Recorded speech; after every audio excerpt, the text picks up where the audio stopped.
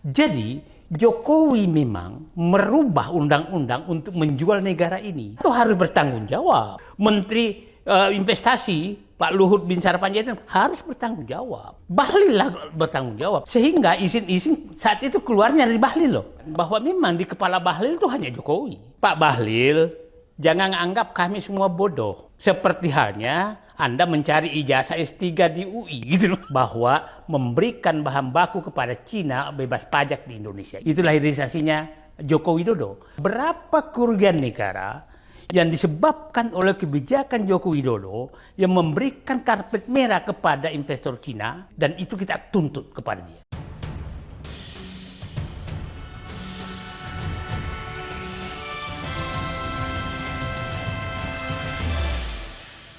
Manusia merdeka. Pak Said Didu, Assalamualaikum. Waalaikumsalam warahmatullahi wabarakatuh. Netizen, saya perlu jelaskan ya, Pak Said Didu ini mantan Sekjen BUMN, tapi juga ada yang tidak diketahui oleh umum bahwa beliau adalah mantan Ketua Tim Penelaah Smelter Nasional. Jadi ini dulu tim yang dibentuk oleh Kementerian ESDM zamannya Pak Sudirman Said. Yap. Dan ketika itu sebenarnya pada zamannya Pak Sudirman Said, Pak Said Didu salah satu orang yang akan dipromosikan menjadi Dirjen Minerba kalau nggak salah ya. Ya. Tapi dipotong oleh kekuasaan. Pak Said bisa cerita kenapa Pak Said dipotong untuk menjadi Dirjen Minerba. Karena Dirjen Minerba ini Pak Said, saya tahu betul nih, ya, luar biasa kewenangannya waktu saya di KPK ya. Jadi tempatnya apa nih, uang hilir mudik di depannya, tempatnya orang melakukan persekongkolan, kira-kira gitu. Bisa nggak Pak Said cerita nih, kenapa digagalkan jadi Dirjen Minerba dan kemudian dibentuk tim penelaah smelter nasional oleh Pak Sudirman Said yang kebetulan Pak Said diangkat jadi ketuanya. Setelah digagalkan di Dirjen Minerba dibuatlah itu. Gimana tuh? Jadi ini publik paham bahwa sebenarnya mungkin kalau saya saat itu jadi Dirjen Minerba, ada dua kemungkinan. Banyak yang masuk penjara, tapi kasus Raja Ampat, Morowali dan lain tidak terjadi. Kira-kira itu. Atau Pak Said Didu diracuni. Atau saya yang dimasukkan penjara oleh mereka. Nah, gini kejadiannya Pak Bram. Jadi pada saat itu Pak Sudirman Said jadi menteri, saya ditanya, saya butuh Anda bantu. Saya bilang, dia tanya, gimana kalau jadi sekjen? Saya bilang, udah capek saya jadi sekjen tuh. Nanti sekjen tuh repot sekali, orang selingkuh kita juga dilaporin, berantem sama istri juga dilaporin. Nah, terus dia bilang, gimana kalau Dirjen Migas? Gak ada kerjaannya, udah ada SKK Migas. Dia lagi bilang, gimana kalau Dirjen Listrik?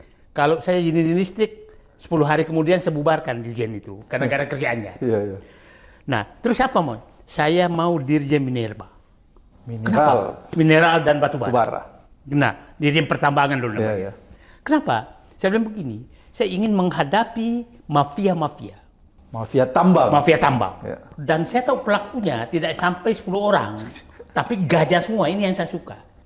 Nah, saya juga suka yang wilayah yang korupsinya banyak, karena saya mau bersihkan. Kantor Dirjen Minerba di Jalan Saharjo, lembaga yang susah mencari tempat parkir itu pasti korupsinya banyak. Pak Abraham sama paham lah. Nah, terus ada restoran dekat itu, saya nggak boleh nyebutkan. Restoran tempatnya itu orang hilir mudik di situ. Hilir mudik, dan saya pikir ini pasti nanti di akhirat restoran saksi sejarah banyak tas ketinggalan. Karena biasanya orang yang menyogok itu yang bawa uang ngundang makan, yang dari kantor turun, tasnya ditinggalkan, tas ketinggalan. Supaya orang itu datang ambil. Datang ambil, tasnya ketinggalan. Nah, itu tas ketinggalan. Nah, kenapa di Dirjen Minerba ini? Karena memang urusannya banyak sekali. Nah, terus masuklah saya seleksi, diseleksi terbuka kan, oleh Sudirman Said. Bersaing saya. Kamu kan IPB bukan ITB. Enggak, aku paham. Kenapa? ITB itu aku lebih paham, saya bilang, karena aku belajar karbon hidup, ITB karbon mati. Oke, seleksi. Akhirnya terbaik saya. Wah, dimajukanlah di ringkas di TPA. Nah, di tim penilai akhir saya nggak tahu, biasanya tim penilai akhir tuh dipimpin Wapres. Harusnya. Rapatnya. Ini Joko Widodo langsung mimpin.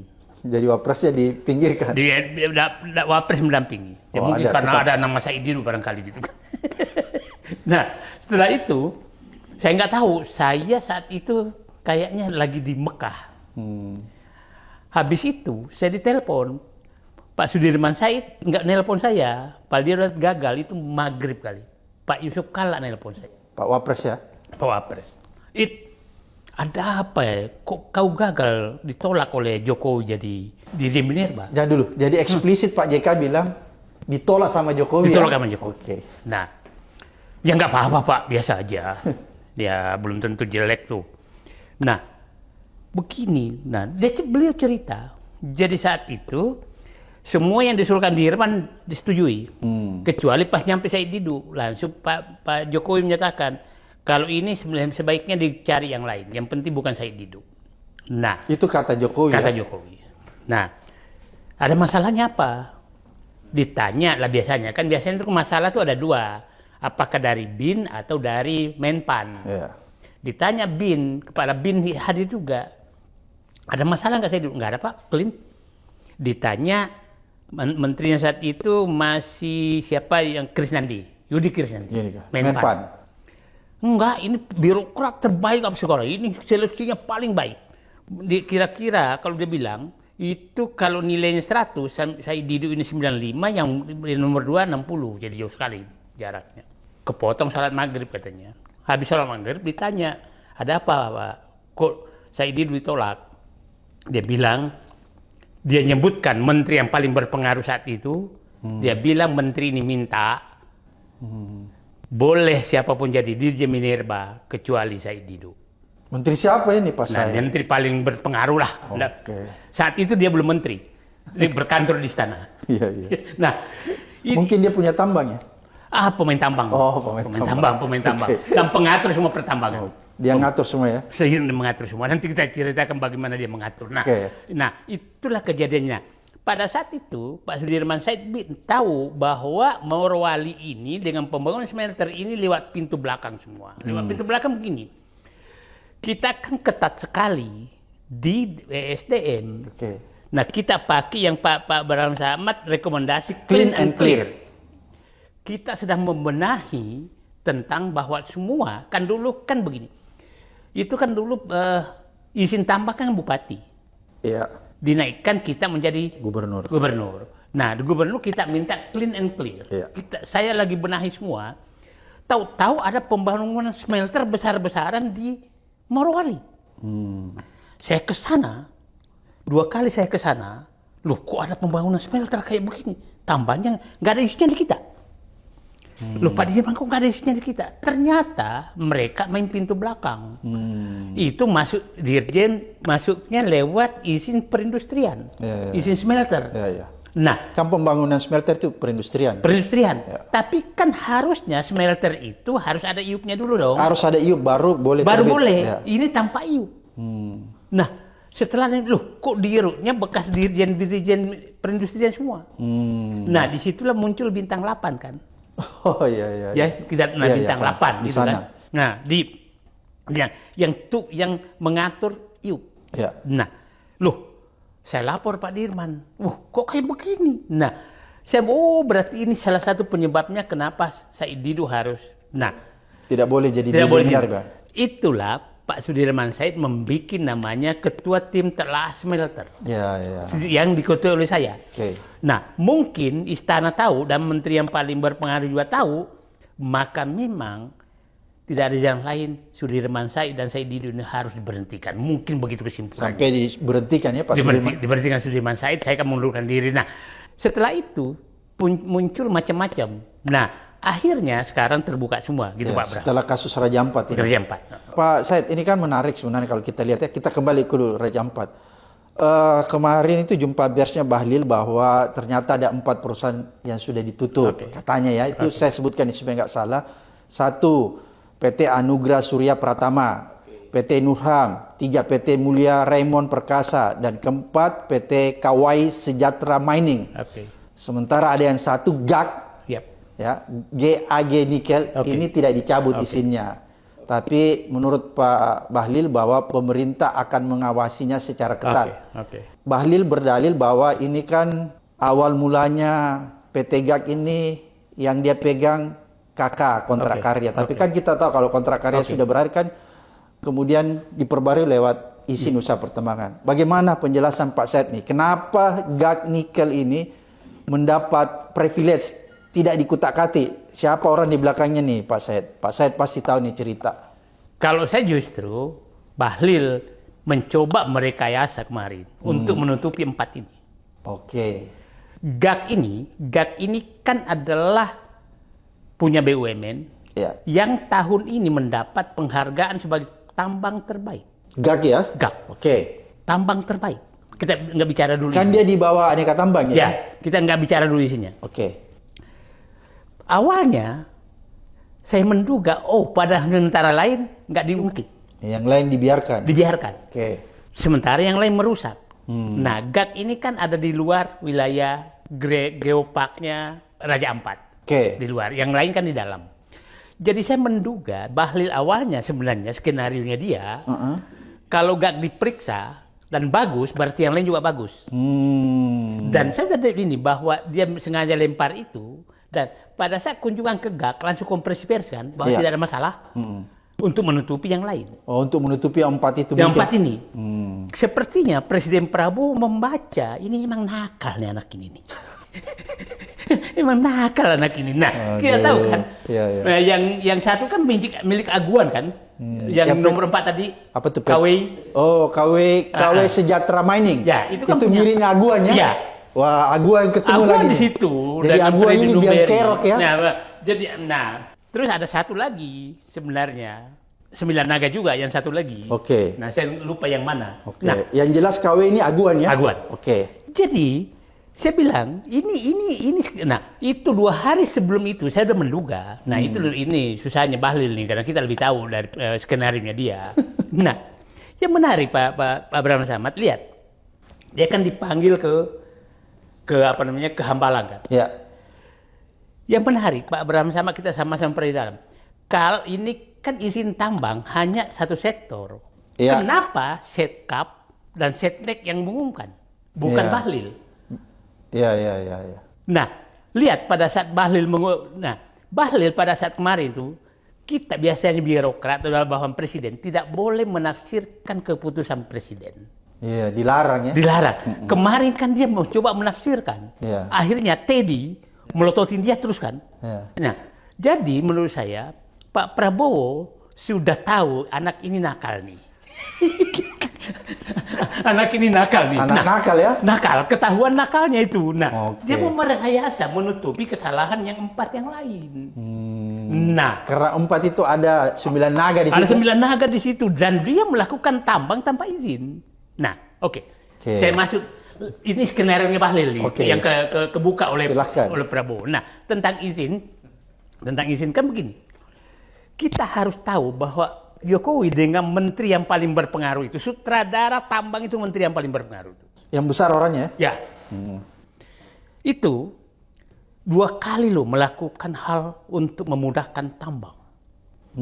Merubah undang-undang. Satu undang-undang Minerba. Tahun 2009. Diubah menjadi. Di 2020 diubah. Dengan waktu hanya 3 hari barangkali. Betul, saya ingat. Nah, ingat kan Pak? Ya. Nah, terus habis itu masih kurang, undang-undang cipta kerja diubah. Ya. Sehingga tidak perlu AMDAL lagi semua. Ya. Nah, jadi Jokowi memang merubah undang-undang untuk menjual negara ini. Jadi kepada seluruh rakyat Indonesia, udahlah Jokowi memang ini mau menjual negara ini. Nah, masih kurang maka dibikinlah PSN kalau ada yang khusus, proyek strategis nasional yang mentorpedo semua. Nah, saatnya kita membuka semua. Siapa sih di balik ini semua? Jangan Jokowi semua lah. Airlangga Hartarto harus bertanggung jawab, walaupun dia teman saya, karena dialah yang mengolah semua PSN. Menteri Investasi Pak Luhut Binsar Panjaitan harus bertanggung jawab. Kenapa tuh Pak? Karena dia juga ikut mengubah-ubah aturan. Nah, yang kemudian lihat Bahlil lah bertanggung jawab. Kenapa? Coba 2022 saya kenal baik Menteri SDM Arifin Tasrif Ya. itu kan kayak dicabut kewenangannya kan. 2000 tambang dan hutan, izin tambang dibatalkan. Tapi dipindahkan ke Menteri Investasi Bahlil. Pada saat itu. Pada saat itu. Oke. Nah, kita lihat sekarang. Pada saat itu terjadi persaingan loh. Antara Menteri Investasi dengan Bahlil. Menko Investasi, Luhut Binsar Panjaitan dengan Bahlil. Ya. Nah, kelihatannya saat itu Pak Jokowi pindah anak emasnya dari Luhut ke Bahlil mulai 2022. Nah, sehingga izin-izin saat itu keluarnya dari Bahlil loh. Nah, jadi ini harus diaudit semua oleh Prabowo. Bahlil ini melakukan kerusakan apa selama dia Menteri Investasi. Yang menariknya adalah Pak Prabowo kok percaya lagi menjadi ketua tim hilirisasi. Si Bahlil. Bahlil. Tekanan apa di balik ini semua gitu loh. Nah, Kalau menurut Pak Said, kenapa tuh? kalau saya ada dua kemungkinan. Biar ketahuan semua permainannya. Ya kan? Oke. Yang kedua dia uji. Lu bisa memperbaiki diri nggak termasuk kesalahanmu. Itu. Yang ketiga, ya siapa tahu mudah-mudahan tidak terjadi takut sama Jokowi kan. Jadi Bahlil ini clear ya orangnya Pak Jokowi ya? Sangat clear karena coba belinya istimewanya Bahlil depan Jokowi. Satu, dulu kepala BKPN itu bukan menteri. Itu dinaikkan jadi menteri kan. Dirubah nomenklatur. Dirubah menterinya.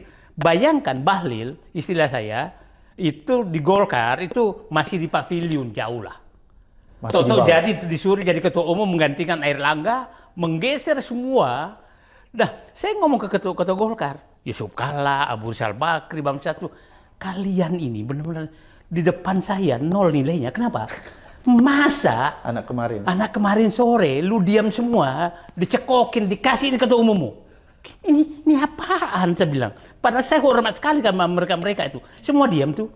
Terus ada apa yang terjadi? Nah, jadi tidak bisa dinyatakan. Nah, Bahlil lah yang memberikan nama Jokowi Raja Jawa. Iya kan? Ya. Jadi, loyalis 24 karasnya Jokowi dan seluruh tanggung jawab tentang pertambangan, bagi-bagi hutan, bagi-bagi apa, itu Bahlil. Oke, Pak Said. Pak Said melihat bagaimana sih sebenarnya apa yang terjadi nih di Raja Ampat nih? Bisa nggak dijelaskan? Mengapa cuma hanya 4 yang dicabut itu, yang sebenarnya di dalamnya ada aguan dan lain sebagainya, satu tidak dengan narasi tetap diperketat, yang tadi menurut Pak Said bahwa ini kan akal-akalannya Bahlil saja kan? Itu akal. Tapi menurut saya tetap harus ini, karena kalau melanggar dia harus, walaupun BUMN harus ditindak. Nah, saya menduga bahwa Pak Prabowo menunjukkan lu boleh punya akal, tapi akalku lebih tinggi. Kalau dia tutup juga ini, itu nggak kelihatan bahwa presiden berkuasa. Oke. Dia menunjukkan itu, ya bahwa aku berkuasa, lu nggak bisa lagi. Nah, karena begini, saya nggak susah dibantah bahwa pasti terjadi dissenting opinion pada saat di Hambalang itu. Kenapa Bahlil pada saat memberi penjelasan itu kayak melindungi loh. Melindungi nih. Mungkin lapor kepada pemilik tambang, aku nggak kuat lagi menghadapi Prabowo. Dia melapor ya? Melapor itu, melapor resmi gitu. Nah, termasuk ada aguan di situ dia lapor ya? Nah, jadi akhirnya Pak Abraham yang dulu kita katakan bahwa orang ini merampok di seluruh Indonesia bukan hanya PIK 2 terbukti. Mungkin saja siapa tahu yang di belakang perebutan 4 pulau di Aceh, siapa tahu dia juga. Jadi orang ini merusak sebenarnya. siapa tahu dia juga, kita nggak tahu. Jadi orang ini sangat merusak Indonesia. Sangat merusak Indonesia. Jadi, biarlah. Nah, itulah saya bilang, kalau orang bilang mengatakan, kenapa tidak kecewa, kasus PIK 2 berjalan lambat. Nggak apa-apa, saya bilang, yang penting kelakuan dia terbuka di seluruh Indonesia. Kayak dibukakan ya? Dibukakan. Gitu. Nah, saya masuk ini. PT GAP, itu memang perlu dievaluasi juga. Apakah, kalau menurut saya, kalau memang, kan yang lain tidak dilanggar kecuali Undang-Undang Pulau Kecil. Ya, Undang-Undang Pulau Kecil. Undang-Undang nomor 1 tahun 2014. Betul. Nah, itu kan yang dilanggar karena pulau kecil. Nah, menurut saya, itulah saya bilang, karena pelanggaran tambang ini banyak sekali, Pak Prabowo udahlah lakukan audit semuanya. Harus diaudit semua ini. Harus jadi kasus Raja Empat ini membuka pintu kepada Pak Prabowo bahwa memang harus melakukan audit, termasuk smelter di mana-mana. Harus dievaluasi Harus semua. dievaluasi semua. Karena banyak diantaranya yang sebenarnya melakukan praktek-praktek unfair ya. Ya. Jadi kita lah Pak Mas. Ini kan hampir semua tambang ini kan pemilik partai lah. Ketua ini kita Pemilik partai, parcok, kemudian aparat ya? aparat itu kan mereka semua. Dia yang backing ya. Yang backingnya dan pemiliknya juga mereka juga. Ada bintang-bintang juga yang membackingi. Ya udahlah hampir semua nggak bisa dipungkiri itu, nggak bisa dipungkiri. Itu bukan rahasia umum Pak. Bukan rahasia umum tuh. Oke. Nah, jadi menurut saya kalau Pak Prabowo melakukan itu, maka politik akan bersih. Karena yang biaya politik mereka juga. Oligark yang akan bersih, penyelundupan akan bersih. Malah begini Pak Abraham. Perkiraan saya di tambang, Pak Abraham pernah mengeluarkan angka yang sering dikutip. Yeah. Kita bahwa 20 juta per orang pun dikasih. Nah, saya hitungan saya begini sekarang. Tambang ilegal itu ada 80%. Oke. 30% itu adalah IUP-nya melanggar. Maksudnya nggak beres semua. IUP-nya 1.000 hektar tapi ditambah 3.000 hektar. Yeah. Gitu kan. Kemudian yang kedua, transaksi ilegal. Memainkan harga, memainkan jumlah apa segala itu 50%. 80%. Perkiraan saya. Kita lihat PNBP sekarang. PNBP-nya itu hampir 500 triliun tambang. 500 triliun. Tapi terhadap PDB itu kira-kira sekarang 3.500 triliun. Artinya seluruh hasil tambang 3.500 yang tercatat. Yang tercatat. Kalau itu dinaikkan 80%, artinya ada mencapai 5.000 triliun dong terhadap PDB. Naik 2.000 triliun dong. Terhadap PNBP naik dong menjadi 1.000 triliun, 1.500 triliun. Oke. Artinya kalau Pak Prabowo ingin menyelesaikan negeri ini, maka selesaikan tambang. Oke. Hanya itu salah satu peluang yang paling cepat. Nah, dan dia bisa mendapatkan pendapatan pajak itu mungkin 1.000-an sampai 1.500 triliun. Nah, angka ini sangat penting bagi Prabowo. Kenapa? Karena bayar utang yang ditinggalkan oleh Joko Widodo. Joko Widodo yang saya menyatakan, ya mungkin ya itulah susahnya karena saya sudah sebut secara suka menyebutkan nama. Ini utang ini hasil duet Mulyani Mulyono. Hasil duet Mulyani Mulyono. Maksudnya tuh 2M ya? 2M. Jadi Sri Mulyani Dulu zaman dulu kan ada penyanyi 2D. 2D dan Ya. kan 2M. Okay. Mulyani Mulyono Okay. yang menyebabkan utang naik dari 2.400 triliun menjadi 8.000 triliun. Mulyani Mulyono. Oh, ini yang menyebabkan. Sri Mulyani dan Jokowi. Nah, hasil kerja ini yang menyebabkan ada harus membayar 800 triliun. 800 triliun per. Nah, coba rakyat Indonesia membayangkan Joko Widodo menerima utang 2.400 triliun dari 7 presiden loh. Mulai Bung Karno loh. Iya. Akumulasinya hanya 2.400 triliun. Datang Joko Widodo yang dibantu oleh Sri Mulyani. Yang katanya ekonom hebat. Nah, jadi menjadi 8.000 triliun. Nah, Prabowo dapat masalahnya harus bayar 800 triliun per tahun. Nah, jadi kalau Pak Prabowo mau tambang segera selesaikan, maka dapat pendapatan negara. Pendapatan negara gitu. Sri Mulyaninya harus diganti. Nah, ini udahlah. Itu semua terjadi. Kan Sri Mulyani pernah menyatakan kan, dia kementeriannya dimasukin radikal gitu kan. Ya. Setelah radikal keluar ternyata korupsi naik semua. Oke.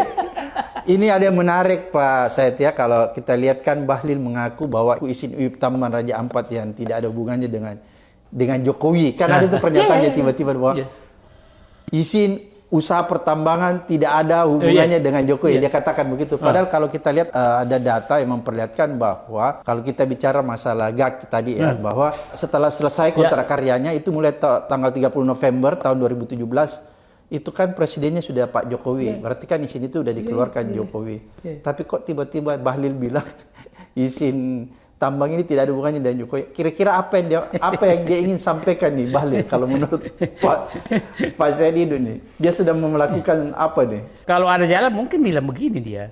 Ini tidak ada kaitannya Jan Etes. Jan Etes itu jujurnya Jokowi. saking loyalnya dia ke Jokowi gitu. Jadi dia ingin melindungi Jokowi. Melindungi Jokowi. Oke. Nah, termasuk skenario itu. Jadi begini, saya akan menyatakan begini, Pak Bahlil, jangan anggap kami semua bodoh. Seperti halnya Anda mencari ijazah S3 di UI gitu loh. Yang tidak benar. Jadi jangan kami anggap semua bodoh seperti Anda mau mengelabui dosen-dosen UI, beberapa dosen yang kena gitu kan. Kita tidak bisa Kita tidak sebodoh itu. Ini pernyataan saya terhadap pernyataan ini. Karena gini, dia tidak tahu bahwa kita paham izin tambang itu ada namanya dulu izin prinsip kan. Prinsip pertama. Wilayah sekian silahkan. Nah setelah wilayah baru kasih keluar eksplorasi. Eksplorasi itu pertama. Untuk mencari tambang. Ya. Dan izin wilayah, izin eksplorasi. Setelah itu ada izin eksploitasi. Ya. Nah, izin eksploitasi ini tiap tahun harus ke Dirjen Minerba. Ya. Namanya RAB, Rencana Anggaran Biaya. Ya. Jadi kalau menyatakan Anda bertambang hari ini, maka itu izinnya dari pemerintahan sekarang. Ya. Berhentilah Bahlil, kami tidak sebodoh Anda. Ya, kami tidak sebodoh, tidak sebodoh orang yang Anda bodoh-bodohi gitu loh. Selama ini gitu. Nah, ini menunjukkan bahwa memang di kepala Bahlil itu hanya Jokowi. Apa kaitannya Jokowi dengan tambang ini? Bukan membela Prabowo, dia membela Jokowi malah. Ya, betul ya. Nah, itulah begini Pak. Ini kelihatan sekali bahwa Menteri Jokowi di dalam kabinet Prabowo itu kompak. Kemarin saat itu langsung Zulkifli Hasan langsung menyatakan kami mendukung Bahlil. Bahlil itu benar. Langsung kompak. Oh, jadi Zulkifli juga orangnya Jokowi ya? Oh ya udahlah, kita tahu lah. Yang gerakkan dulu 3 periode kan dia. Oke. Nah, terus habis itu keluarlah bersamaan dengan penyerahan Pulau Aceh ke menantu Jokowi. Jadi klop ya? Klop. Nah, saya iya. bilang berarti ini memang sekarang lagi kompak-kompaknya Menteri Jokowi dalam kabinet Prabowo. Ya udahlah. Kalau Pak Tito ini tanggung-tanggung amat sih, kenapa Jakarta aja dimasukkan bagian Sumatera Utara gitu kan? Kan PAD-nya paling tinggi. Jadi Pak Tito ini menyerahkan ya? Menyerahkan. Ini orang Jokowi juga ini ya? Ya. Jadi ini yang harus diwaspadai oleh Pak Prabowo ya? Ya, jadi maksud saya, inilah. Jadi itu kan kalau kita loyal itu kan dan disampaikan langsung membela Jokowi, nggak ada kaitan. Kenapa gitu loh? Iya, tiba-tiba dia bilang ini tidak ada hubungannya dengan Jokowi. Nggak ada hubungannya. Padahal kan nggak ditanya. Nggak ditanya. Makanya itu kenapa itu Pak Said? Ya itulah, karena dia itu pertanggungjawabannya. Mungkin juga sebenarnya kasus pengungkapan Raja Ampat ini untuk menutupi tadi itu kan geng Jokowi itu yang ada di yang tambang lain tuh. Jadi lagi-lagi kita harus waspada ya. Ya. Oke. Ini kan menarik sebenarnya kalau kita lihat Pak Said ya, persoalan-persoalan menjadi melebar nih di dunia media sosial. Akhirnya kita lihat ada kapal-kapal bertuliskan JKW, ada kapal bertuliskan Iriana Mutiara. Ini ada apa sih sebenarnya Pak Said ini? Kalau saya lihat fenomena apa sedang terjadi nih? Kalau saya begini, sepertinya Allah menunjukkan kepada pembohong, kebohonganmu aku akan ungkap, aibmu akan saya ungkap. Kita nikmati aja. Kamu masuk dengan cara berbohong, membohongi rakyat dengan mobil SMK. Kamu masuk dengan menyatakan ada uang 11.000 triliun di kantong dengan kebohongan kepada rakyat. Kamu masuk merebut kekuasaan yang menjanji macam-macam, tidak ada rangkap jabatan, tidak menghabiskan korupsi, penegakan hukum. Ternyata itu kau gunakan untuk langgengkan kekuasaan. Maka saatnya Allah membuka semua. Pak Said ini kan orang yang pernah diberi pekerjaan, pernah diberi tugas oleh Pak Sudirman Said ya, menjadi tim penelaah itu tadi. Jadi tahu persis nih masalah pertambangan. Apa sih yang sangat urgent yang harus diperbaiki atau apa yang sedang terjadi di dunia pertambangan kita sehingga ini kayaknya sektor ini menjadi perampokan besar-besaran? Kalau saya lihat ini memang sudah dikuasai oleh penguasa dalam hal semuanya. Nah, kita akan tahu siapa sih penguasa batu bara. Oke. Kita tahu siapa penguasa nikel. Kita tahu siapa penguasa timah. Nah, kita tahu semua. Dan Oke. itu ada di sekitar kekuasaan semua. Dan tokoh-tokoh kekuasaan. Nah, disitulah uji nyali terjadi. Oke. Apakah Prabowo mau menyelesaikan itu? Karena itu pasti menyentuh temannya. Pasti menyentuh teman perjuangannya. Kalau bagi saya, aku panggil satu-satu. Saatnya aku lakukan pembersihan. Itu dulu cita-cita saya ingin jadi DJ Minerba. Oke. Karena aku mau panggil satu-satu. Karena Pak Said tahu penyakit di situ ya. Tahu Pak, tahu banget. Tapi waktu Pak Said ditempatkan jadi tim penilai itu, Pak Said pernah nggak sudah menemukan sesuatu yang bisa dijadikan rekomendasi, tapi pada akhirnya kan diberhentikan kan? Saya sudah menemukan pintu-pintu masuk izin-izin ini saya tahu semua. Kan ingat dulu, Oke. Takalar tuh hampir jadi pusat smelter juga. Oke, betul. Iya kan? Hampir jadi pusat smelter kan? Iya. Saya kan datang ke sana. Akhirnya dipindahkan di Bantaeng ya? Levan Taeng, Oke. nah, ini ada apa nih? Kok nggak ada bahan baku, nggak ada apa? Kok smelter Tiba-tiba. menumpuk di sini? Nah, itulah dulu menjadi apa namanya batu loncatan gubernur yang Sulsel yang masuk penjara. Ya. Iya. Iya kan? Nah, karena dianggap berhasil gitu. Iya, Jadi kamuflase. Nah, jadi saya bilang begini. Sederhana, Pak. Pak Prabowo bentuklah tim audit, mau audit semua ini, Tambang ya? tambang ini, dan jangan sama sekali dilakukan oleh organnya. Dilihat ya, Pak Abraham. 2 Dirjen Minerba. Selajak Jokowi dalam penjara semua kan. Iya. Termasuk kesayangan menteri paling baik itu. Iya. Teman saya di BPP Teknologi orang baik itu. Iya. Tapi karena dia mengikuti menteri paling berkuasa itu, kesayangannya dia, deputinya dia jadi Dirjen Minerba, masuk penjara. Nah, artinya ini memang ada persoalan. Nah, lakukan audit, panggil semua itu, suruh diem. Nah, kita udahlah. Setelah itu, benahi deh yang ini, pelanggaran-pelanggaran. Kan sebegini, saya ketemu penambang. Dia menyatakan begini, Pak, sebenarnya kalau dia bilang, tambang yang lengkap isinya untuk nyogok itu kira-kira 30% dari revenue. Tiap saat harus nyogok. Yang lengkap isinya. Artinya tambang legal yang Ya. semuanya bagus isinya. Semua bagus isinya Dia itu masih tetap harus aja. menyuap ya? Harus menyuap mulai dari lurah, RW sampai ke atas. Itu 30% dia 30% keluarkan dari revenue. revenue-nya ya. Ya. Yang tidak lengkap, Yang ilegal yang ilegal 60-an%.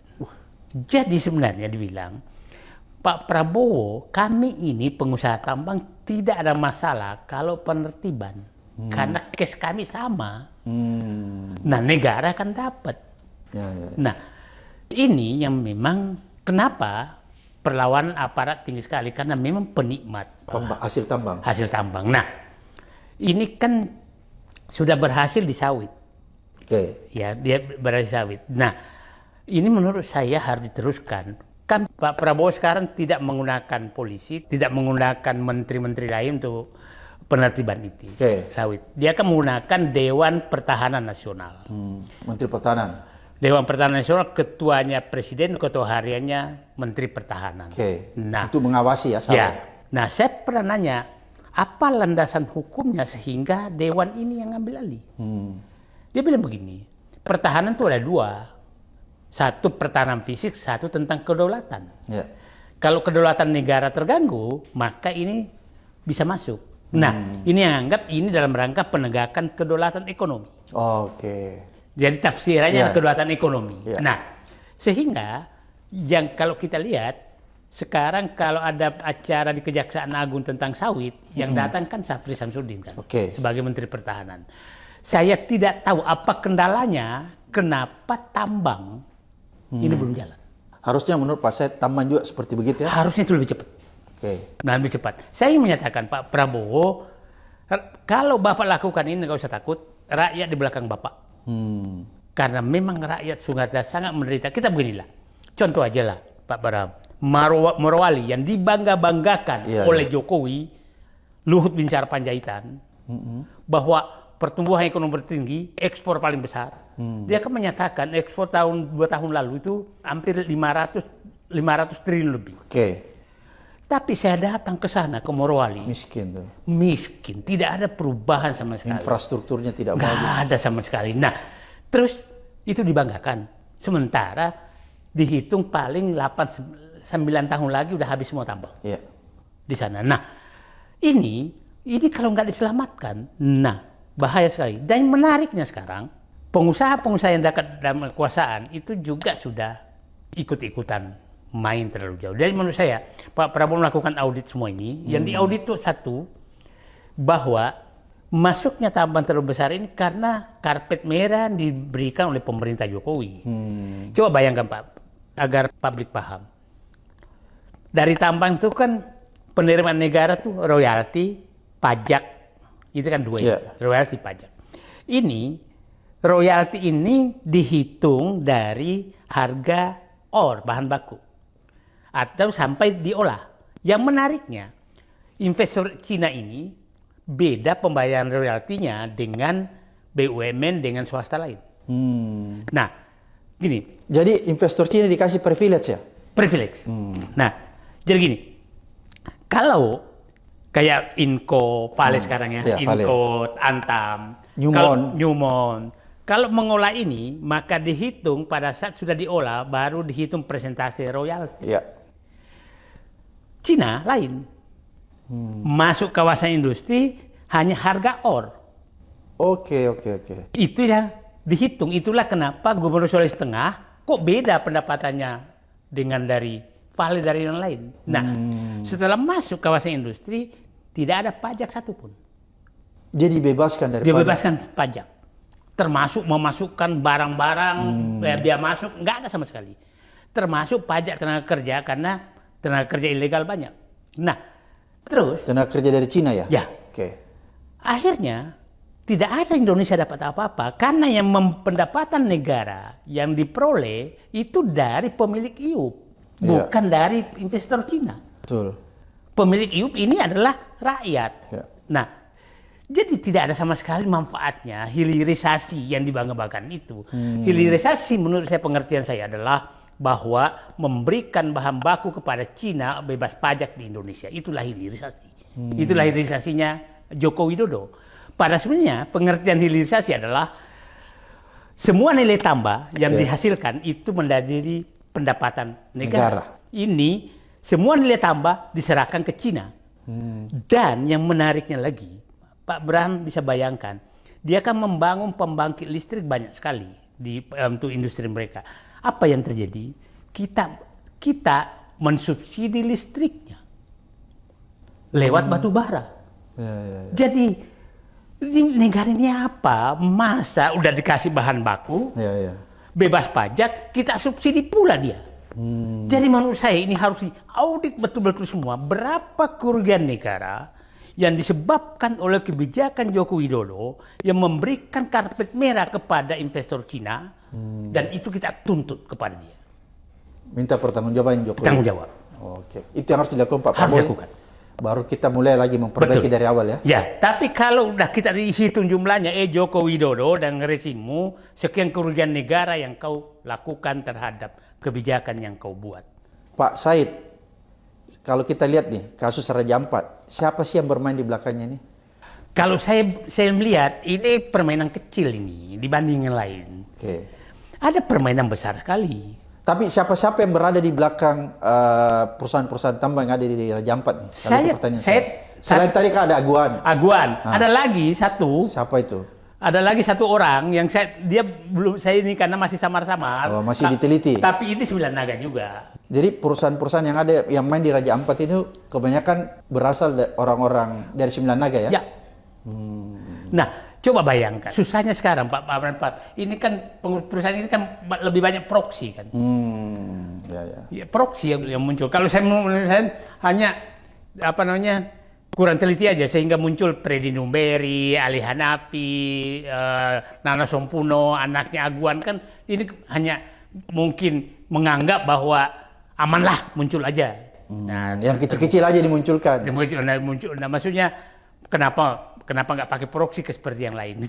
Oke. Dia nggak lupa ini. Oke, jadi kalau menurut Pak Said sebenarnya kalau kita lihat orang yang berada di belakangnya orang-orang yang ada di kekuasaan. Jadi saya begini. Coba periksalah Pulau Obi, Halmahera, apa segala tambang seperti itu. Tolong periksalah di Kalimantan Barat boksit, Oke. Kalimantan Tengah boksit. Siapa di belakangnya semua? Itu perusahaan Cina semua. Coba periksalah di pembangunan kawasan industri yang paling besar di Kaltara, yang boksit juga, yang itu bekas aneka tambang.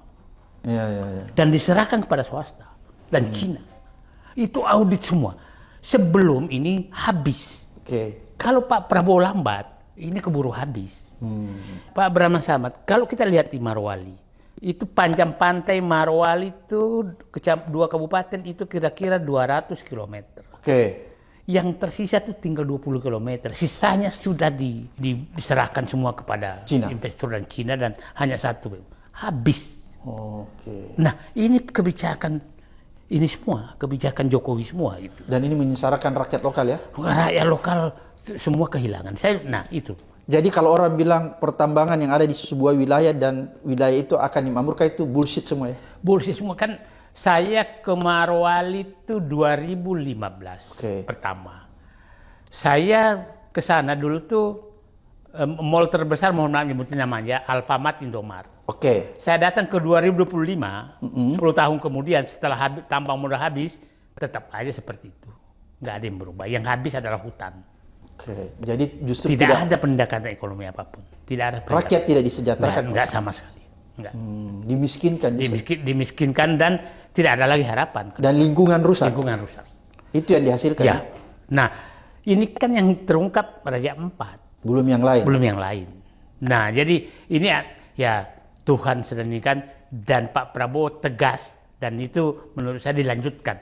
Udahlah, minggu-minggu ini umumkan Satgas Penertiban Tambang, tim audit tambang untuk melakukan. Bahwa setelah auditnya ketahuan, ya maka terserah Pak Presiden mau melakukan apa.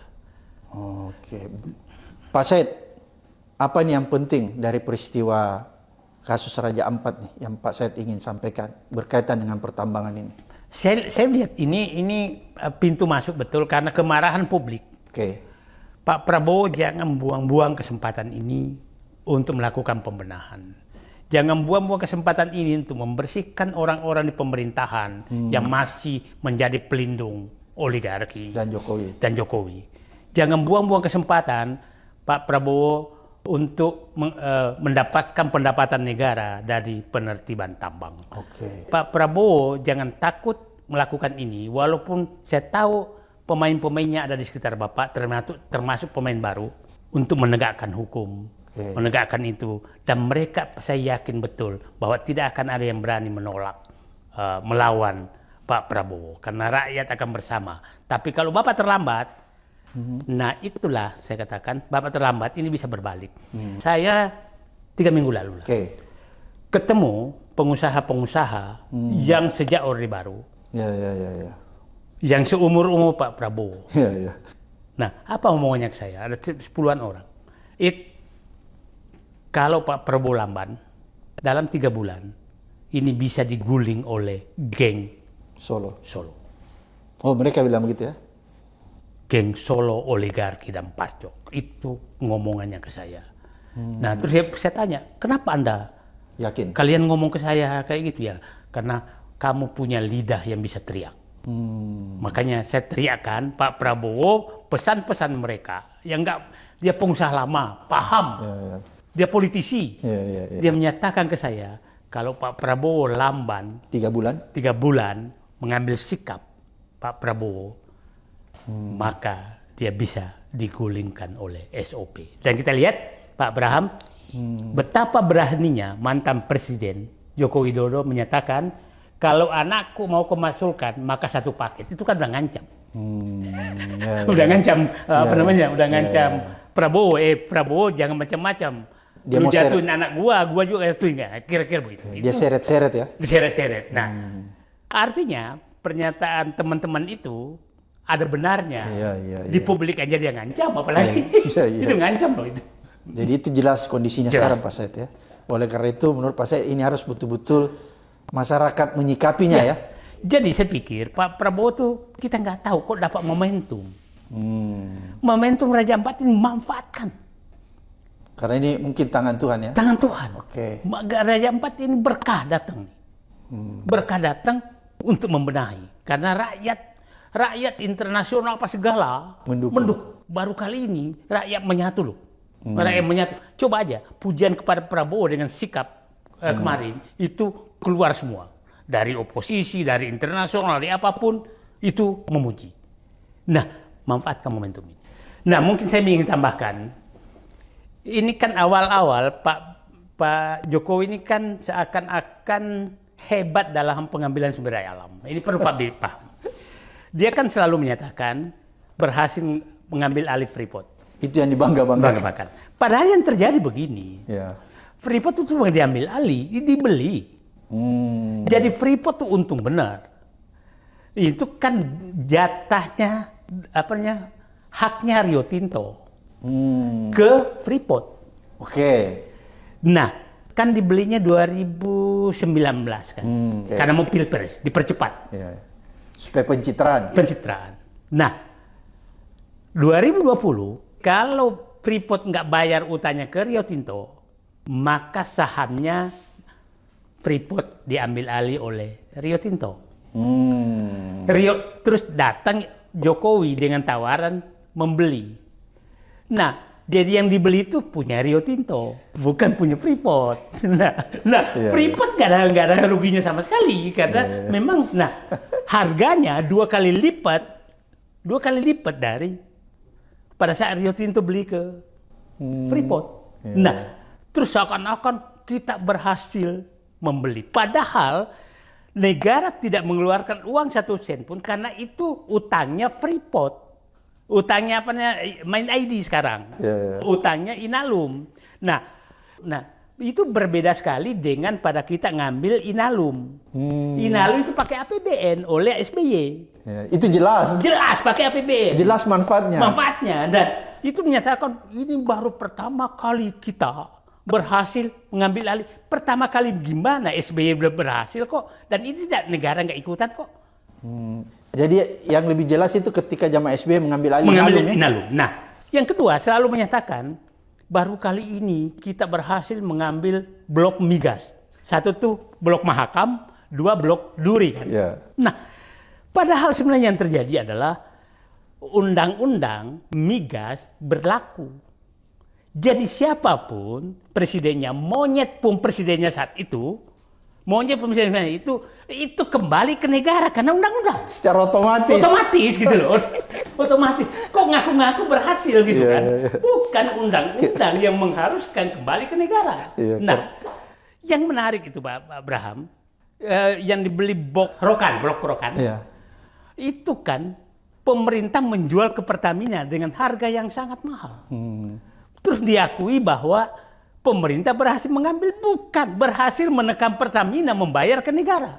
Nah, jadi ini manipulasi informasi yang dilakukan. Nah, tapi ini kan saatnya kita buka semua kebohongan itu. Jadi kebohongan bahwa berhasil mengambil Freeport enggak. Bohong. Itu adalah pembelian saham Rio Tinto. Keberhasilan menyatakan berhasil mengambil blok Mahakam, blok Rokan, bukan. Bohong. Itu undang-undang yang mewajibkan. Monyet pun presidennya itu tetap masuk negara. Karena itu otomatis. Otomatis karena undang-undang. Ini saatnya kita buka semua supaya publik paham kita 10 tahun korban kebohongan. Dan kebohongan itu akan mulai dibuka di pertambangan lewat kasus Raja Ampat. Oke, netizen luar biasa apa yang disampaikan Pak Said, manusia merdeka, orang yang pernah berkecimpung juga di dunia pertambangan ya ketika menterinya Pak Sudirman Said. Mudah-mudahan apa yang disampaikan Pak Said Didu ini mencerahkan kita ya, mengedukasi kita sekaligus memperlihatkan kita apa yang sebenarnya sedang terjadi